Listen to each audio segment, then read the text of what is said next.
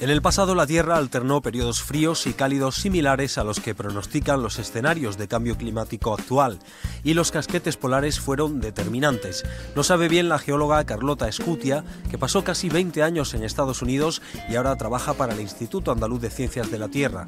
Scutia ha coordinado la campaña a la Antártida del Programa Internacional de Perforación del Océano, 2 meses en un buque, aislados del mundo, extrayendo y analizando sedimentos del fondo marino. Cuanto mayor es la profundidad de extracción, más lejos llegan en la historia del planeta. Los sedimentos son una bola de cristal enfocada al pasado que puede girarse hacia el futuro del clima acelerado por la acción humana.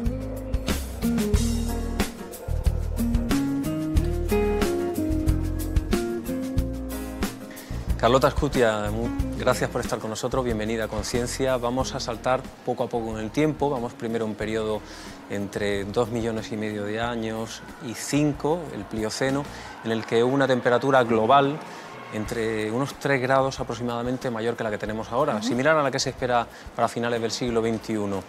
¿Qué pasó en ese periodo con la temperatura de la Tierra? ¿Qué pasó sobre todo con los polos y especialmente con la Antártida? Bueno, la parte interesante es no solo que hubiera esa temperatura, que es un poquito más elevada de la que tenemos actualmente, pero que el CO2, de concentración de CO2 en la atmósfera era similar a la que ya tenemos en la Tierra. Entonces es una situación parecida a la que nos enfrentamos en el futuro. Y en ese momento, los sedimentos marinos, los indicadores que extraemos de esos sedimentos nos indican que los casquetes polares se deshicieron de forma acelerada y que los niveles del mar globales alcanzaron unos 20 metros por encima de los actuales. Entonces, bueno, eso es contrario a lo que se pensaba hasta ahora, de que al menos partes del casquete antártico eran muy estables. Sí se sabía que Groenlandia y el casquete occidental de la Antártida respondían fácilmente al calentamiento, pero que la parte oriental, que es donde hay un gran volumen de hielo, no se derretía. Y sin embargo, estos estudios demuestran que sí, que hay zonas que responden y que se derriten.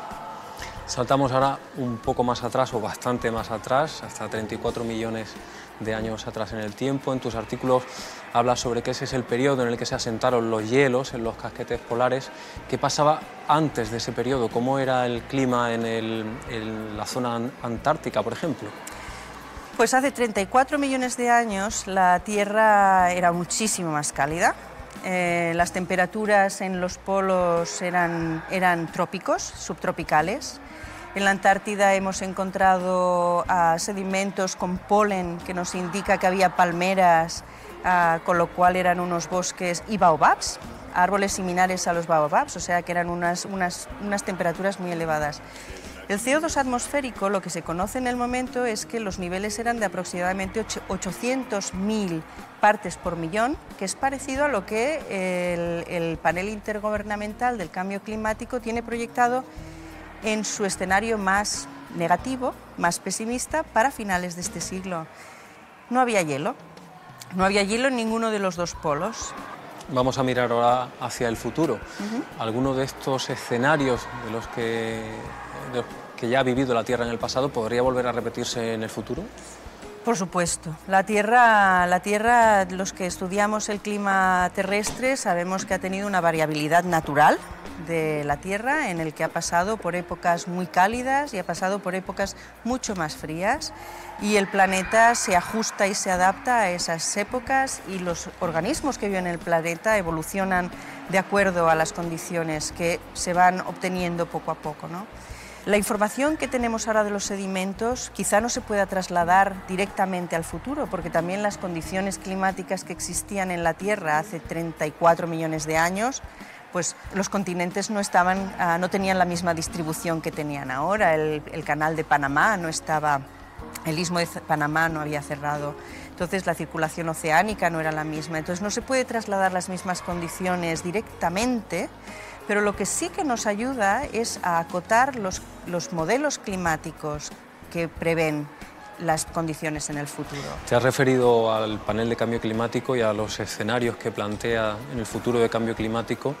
Todos estos escenarios, desde el pesimista hasta el optimista, más o menos se han vivido ya en la Tierra de alguna manera. Totalmente, totalmente. Como te comentaba, durante el Eoceno, que es hace 50 millones de años, la Tierra era un horno y realmente la diferencia de temperatura entre el ecuador y los polos era muy poca. Lo que se llamaba el gradiente térmico de la Tierra era muy poquito. Sin embargo, ahora es mucho más elevado. Somos capaces de conservar el hielo en los polos, mientras que en el trópico tenemos unas temperaturas cálidas, elevadas. Entonces, la Tierra, el problema es el humano, el problema es las tasas de cambio, y ya no solo para el humano, sino también para algunos organismos terrestres que, bueno, a lo mejor no son capaces de evolucionar al cambio tan rápidamente como el cambio ocurre. Carlota, ¿y tan importante es el papel de los polos en la regulación del clima? Los polos son esenciales. Los polos son las zonas blancas de la Tierra y nos actúan de espejos. Entonces, el espejo refleja la radiación solar que llega del Sol, y eso hace que la Tierra se mantenga más fría.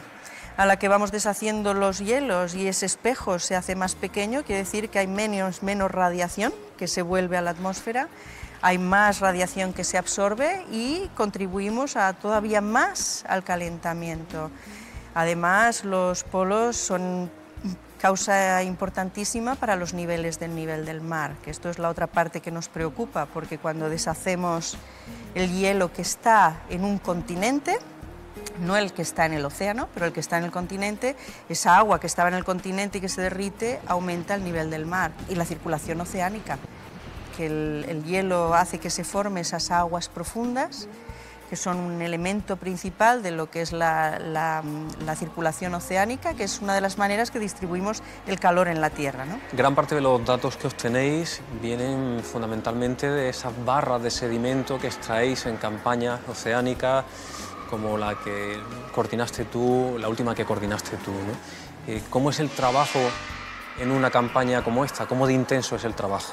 El trabajo es duro, son campañas en las que todas las personas que participan no están en sus casas durante 2 meses, los horarios de trabajo son de 12 horas cada día, a la semana, sin fines de semana ni fiestas, y bueno, es un trabajo intensivo en los laboratorios de los barcos para empezar a desgranar la información que tienen estas partículas de sedimento que están en el fondo marino. También es verdad que hay un registro muy bueno paleoclimático de los hielos, los testigos de hielo, pero nosotros nos enfocamos en los sedimentos marinos porque los hielos solo nos dan información hasta hace 1 millón de años. Y las condiciones de temperatura y de CO2 atmosférico que tenemos ya hoy supera las temperaturas y CO2 atmosférico que registran este 1 millón de años. Entonces, por eso nos vamos al sedimento. ¿Y queda mucho por descubrir en esos sedimentos? Muchísimo, muchísimo, porque los sedimentos es como un libro de la historia de los polos, ¿sí? Pero no es un libro que nos viene enterito, ¿no? Según donde perforas y obtienes esos sedimentos, puede que tengas un capítulo si tienes suerte, pero lo normal es que tengas medio capítulo, una página, y yendo a reconstruir de diferentes lugares de la Antártida, en este caso, pero también de cualquiera de los polos terrestres, vas completando ese puzzle, ese libro de la historia terrestre. Seguiremos muy pendientes de ese puzzle y de vuestros descubrimientos. Muchas gracias por estar con nosotros. Muchas gracias a vosotros.